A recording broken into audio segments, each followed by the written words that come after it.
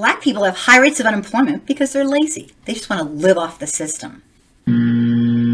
Research overwhelmingly shows that welfare programs don't make people lazy, and they don't make them not want to work. That's just a stereotype.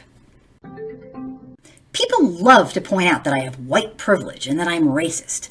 They don't know me. They don't know what I struggle with in life. White privilege is simply the unearned benefits that white people have simply because they were born white. It doesn't mean they don't work hard. It doesn't mean they don't struggle with lots of problems in America. And it doesn't mean they're rich. Even the poorest white people have some degree of privilege in America. White people still have plenty of issues. Think about the system we live in. And they have plenty of struggles. But their skin tone is simply not one of them. Black people just don't react to pain the way white people do. This is categorically false and is not upheld by any science. It's an old stereotype from when people try to justify racism through eugenics.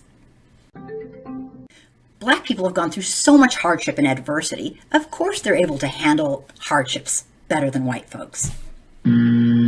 Studies show that white people who hold this kind of ideology believe that Black people somehow can handle more physical pain and more emotional pain because they've had so much practice at it. But in reality, it's just another excuse to justify inequity by adding obstacles to oppress Black people further. Black people just hate me because I was born white. It's not my fault.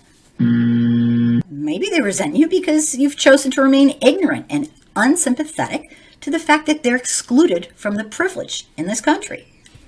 Generally, Black people aren't trying to take away your privilege. They just want to have equity so that they have a fair chance at doing well too.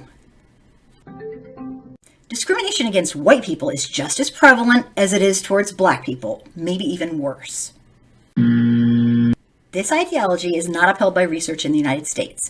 This type of ideology allows the white person to make a discussion about discrimination and racism all about them, and it perpetuates racial discrimination, making white people the victim. I know we have systemic racism in America, so I'm not racist.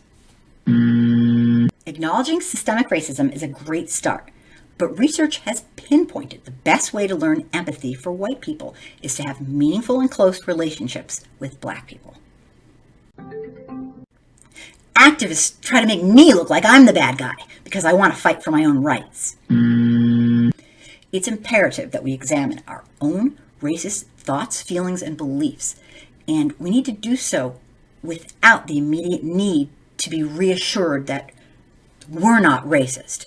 In this way, we can begin to make changes in the way we think, feel, and understand in regards to racism. It's not about us. If you like your racial and cultural competency education served with a side order of truth,